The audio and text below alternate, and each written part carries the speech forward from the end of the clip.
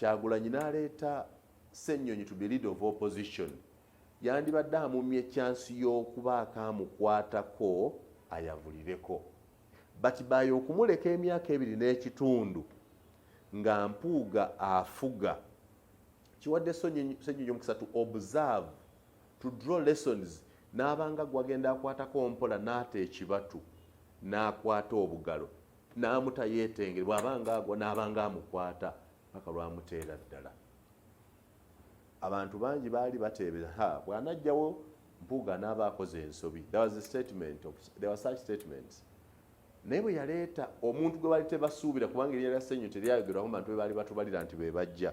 Baatubaliranga Sseggona, baatubaliranga Nambooze, baatubaliranga Muwanga Kivumbi, baabalanga balala. Ssenyonyi came as a surprise, but he came at a time. Yes, it is tenable. Kitambula kirabika bulungi. Ssenyonyi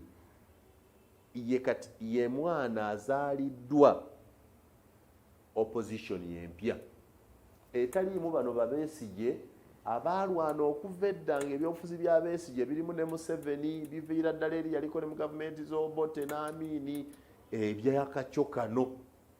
He is the right leader for this time because he is a product of this time. He is a child of this time. He is a child of political odds. Ekintu ekyafuula Kyagulanyi munnabyabufuzi ku level kwali tewali ayinza kugamba nti yakitegeera nti bali abedda. It is a wave that came, najja gyava, era bwe nali njogera neyaŋŋa nti naye teyalowooza nti alifuuka kyali. Teyakyagala nako wadde okukikeerera.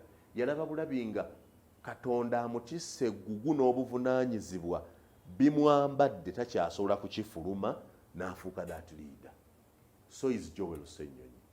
So nuupu entuufu kati yakavaayo.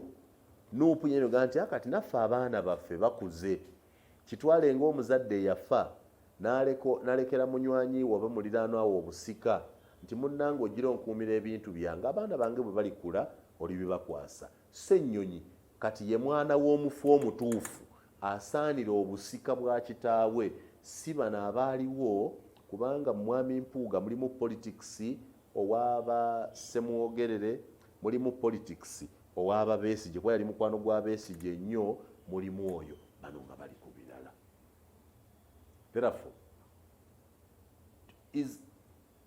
it's time okumuwa omukisa to now prove what can the real kids of NUP, those born, bred and nurtured by it, do. Is an epitome of the new hope of young people, the strugglers, that when you struggle but remain true to path, you can become something. Is the testimony of mutual trust and total trust. That the trust that Kyagulanyi had in him and Ssenyonyi's resolve to keep that trust is the reason he is our new leader of opposition. I want to congratulate him. I know for sure that Mathias Mpuuga, in terms of political network, in the number of political connections, is better than Joel Ssenyonyi. Because of the historism I've told you. Bw'oba kubayita nti political network nti ona connectinga wano na wano na wano na wano na wano, Mpuuga is more politically connected than Joel Ssenyonyi is. I can say that without fear or favor.